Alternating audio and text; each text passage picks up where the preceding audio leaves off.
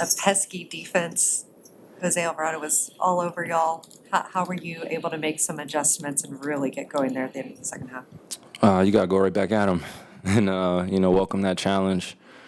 That's what it's about, being in a competitive level. When somebody's getting up underneath you or making it more physical, they usually are testing you, see how you respond. So I just wanted to respond at a high level and, dish it back out a little bit and make sure we created some separation on both ends of the floor and made it tough for him.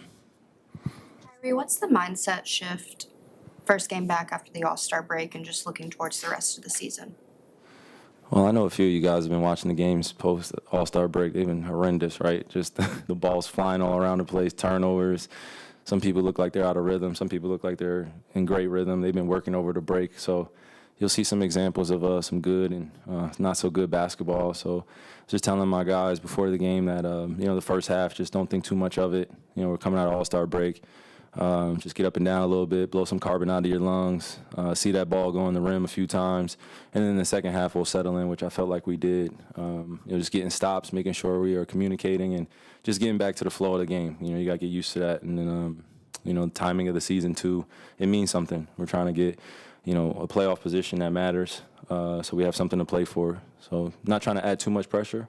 Want to have fun, but we know where we are in the season.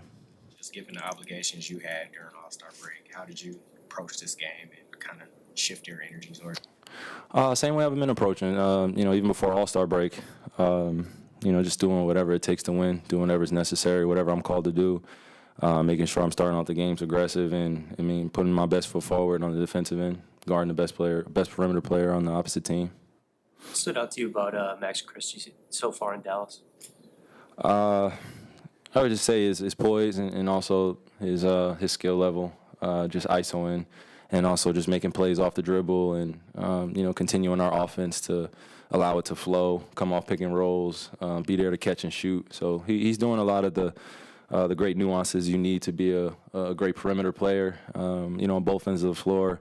And then when he's getting in that paint, he's taking advantage of his opportunities when no help is there. So we got shooters out there. You create those lane opportunities, and you get one-on-one and against anybody in the NBA. We're going to trust you that you could beat your man one-on-one and at least get a great high efficient shot. Some of the stuff he's doing off the dribble, did you see that from him in LA? Is that something new? He's one of our proteges. When I say our, meaning me and Phil Handy. He comes underneath that stock too, just working extremely hard in the summertime. And it's not just about skill work when me and Phil are working or when other guys are working. It's about vision, decision making mainly that we're trying to teach. And seeing him from afar, hearing about him from afar from OG Phil, he told me that he's a good kid. Listens very well and pays attention to detail. So he wants to be great at what he does. And when somebody wants to do that, then they'll beat you to the arena early, like Max Christie did today. And, set a great example of him preparing at a high level. How often does a teammate beat you? Not often. Not often. Last one. Other than Jazzion, some of the 2As. There's not too many, man. Max beat me today, though. I was pissed. I was pissed. I was happy to see him, but at the same time, I gave him a side eye, like, you did this on purpose. To motivate me, because I thought I left my house pretty early today, and then he's over here just sitting in his chair already reading. So, that's just a testament of just being a true professional and having fun at your craft. Beating some of the veterans to the arena, man. That's cool. What was his response? He just started laughing, man. We just started laughing. That's all, man. Because he knew what it was. Because when I beat him here, when he first got traded here, he thought he was gonna be first, and I was like, no, sir. PJ missed a few games there right before the break.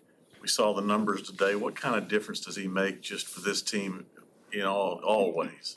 Well, we talked about it. I forgot the last game he played, but, when he's not in the lineup, we miss him out there. We're able to go small. He's getting accustomed to playing that 5 role, 4 role for us, being a playmaker, being able to stretch out, the opposing centers to the three-point line, making their help a little bit more difficult at the rim. So we just need him to stay aggressive, and he's a budding star for our team, man, and he's showcasing that. His numbers have showcased that.